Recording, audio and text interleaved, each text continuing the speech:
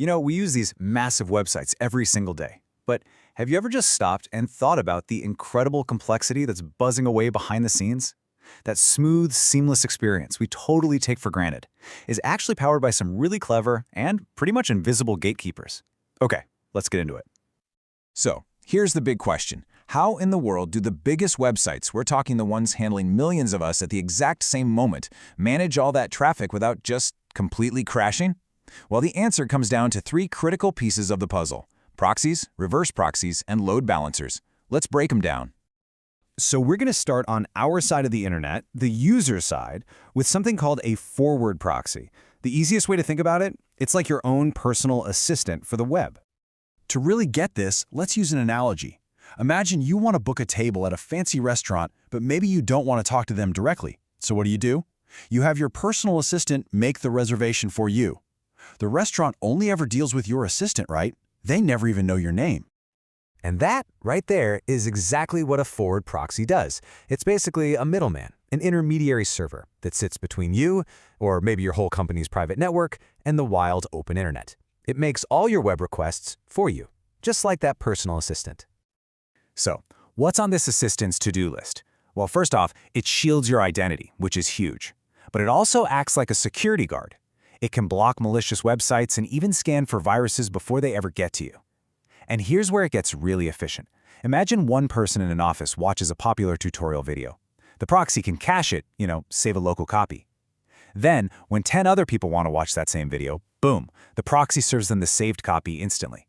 That saves a ton of bandwidth.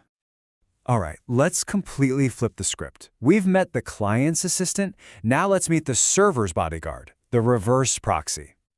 So back to our restaurant analogy. You've arrived for your reservation. You don't just wander around looking for an empty table, right? Of course not. You check in with the receptionist.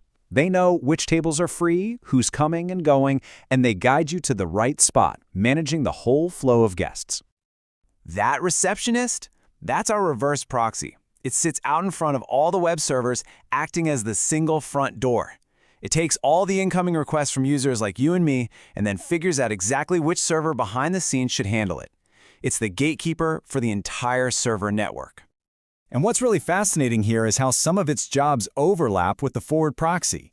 This bodyguard also shields identities, only this time it's protecting the servers. It also caches content to speed things up, but its real superpower is handling all the crucial server-side tasks, like SSL encryption. That's the little lock icon that keeps your connection secure. And the really big one, load balancing.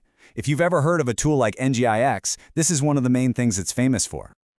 Now, that last point, load balancing, is so important that it really deserves its own spotlight. It's basically the art of intelligent traffic control, but honestly, this is where things can get a little bit confusing. And that brings us to a really common question I hear a lot. If a reverse proxy can already do load balancing, then why do we always hear about these separate services like AWS Cloud Load Balancers? Are they just the same thing? No, not quite. And the difference really comes down to intelligence. Think of a cloud load balancer as a simple traffic cop, just pointing cars to the next empty lane. It's effective for sure, but it's basic. A reverse proxy, on the other hand, is like a GPS with real-time traffic data.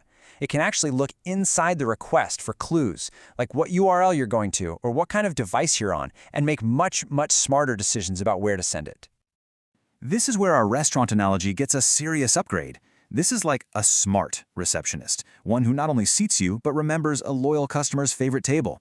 Or maybe they see a note in the booking and give a special menu to a vegetarian guest. See? It's making routing decisions based on more detailed information about the request itself. It's got context.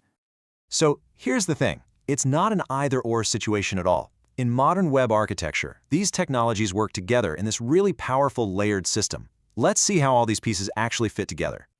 Okay, let's trace a single request from start to finish. It leaves your browser and its first stop is a cloud load balancer. That's the main entrance. This balancer does its simple job and then passes the traffic on to a reverse proxy.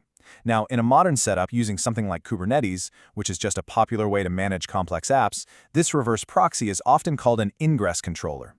This controller then uses its intelligence to route that request to the exact internal microservice that's built to handle it. This layered approach is what makes modern websites so secure and so scalable, especially in a world of microservices, where big apps are built from dozens of tiny independent parts. Here's a super common, real-world setup you'll see all over the place. You'll often have a high-performance reverse proxy like Nginx sitting in front of an application server like Node.js. Nginx handles all the heavy lifting, security, serving up images and static files, handling that initial wave of traffic, while the application server gets to just focus on its one job, processing the important business logic. It's a perfect division of labor. So, after all that, why does this matter? What's the big takeaway here? Let's tie it all together. Okay, if you remember just one thing from all of this, let it be this simple breakdown. A forward proxy serves the client, the user. It's your personal assistant. A reverse proxy serves the server. It's the restaurant receptionist. And a load balancer? That's just one of that receptionist's most important jobs, making sure the workload is distributed efficiently so no one gets overwhelmed.